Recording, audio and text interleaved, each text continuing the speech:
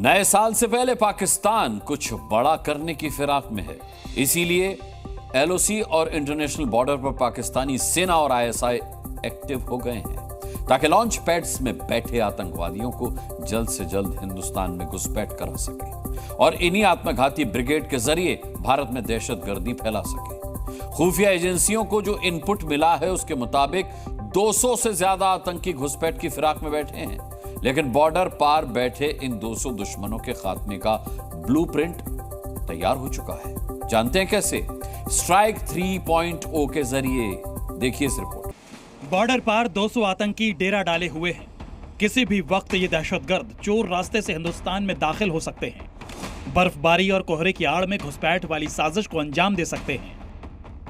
मगर इसी खुफिया इनपुट के साथ ही भारतीय सुरक्षा बलों ने पुंछ से राजौरी तक, सांबा सेक्टर से कठुआ तक ऑपरेशन क्लीन को एक्टिवेट किया है, जिसका मकसद है भारत की सीमा में घुसपैठ करने वाले हर आतंकी का सफाया।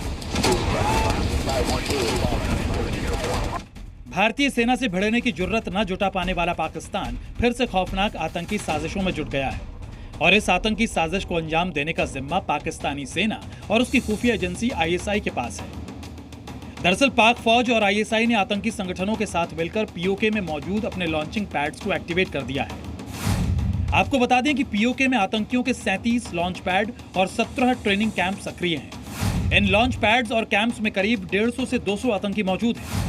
आतंकी बर्फबारी और धुंध का फायदा उठाकर घुसपैठ कर सकते हैं। सिक्योरिटी फोर्सेस को मिल रहे हैं कि साल 2025 के शुरू होने से पहले ही पाकिस्तान में बैठे आतंकी लगातार बड़ी साजिशें जो है वो रच रहे हैं। खासतौर पर आपको बता दें कि पुंछ और राजौरी के एलओसी सेक्टर के पास जहां लगातार बर्फबारी हो रही है, वहां पर पाकिस्तान में पीओके की तरफ लगातार जो लॉन्चिंग पैड्स हैं वो यहां पर एक्टिव कर दिए गए हैं। दावा किया जा रहा है कि पीओके में मौजूद इन लॉन्च पैड और ट्रेनिंग कैंप्स में पाकिस्तानी सेना और आईएसआई आतंकियों को ट्रेनिंग दे रही है, क्योंकि एलओसी और आईबी के इलाके में बर्फबारी के चलते घुसपैठ के चोर रास्ते बंद हो चुके हैं। ऐसे में बर्फबारी और धुंध के बीच आतंकियों की घुसपैठ जारी रखने के लिए युद्ध स्तर पर तैयारी जारी है। तो जहां पर एक तरफ कश्मीर घाटी के ज्यादातर इलाकों में बर्फबारी है, वहीं जम्मू के इंटरनेशनल बॉर्डर और एलसी सटे इलाकों में लगातार धुंध जो है वो पड़ी हुई है और ऐसे में इस धुंध की आड़ में पाकिस्तानी आतंकी जो है वो घुसपैठ की साजिश रच रहे हैं। दहशतगर्दों का मकसद साफ है, हिंदुस्तान में घुसपैठ के साथ ही नए साल के दौरान आतंकी वारदातों को अंजाम देना। मगर ये आत्मघाती ब्रिगेड अपने मकसद में कामयाब हों, उससे पहले ही भारतीय सेना और सुरक्षा बल पूरे एक्शन में हैं। और ये आप इन आंकड़ों के जरिए समझिए। 2024 में अब तक जम्मू कश्मीर में 75 आतंकी ढेर किए गए हैं। इन मारे गए आतंकियों में से करीब 60% पाकिस्तानी मूल के थे। दावा है कि अभी भी जम्मू कश्मीर में 119 दहशतगर्द एक्टिव हैं। वैसे भी ऑपरेशन ऑल आउट के जरिए जम्मू कश्मीर में मौजूद एक एक आतंकी को चुन चुन कर मौत की घाट उतारा जा रहा है। बाकी जो आतंकी बिलों में दुबके बैठे हैं, उनकी भी तलाश की जा रही है।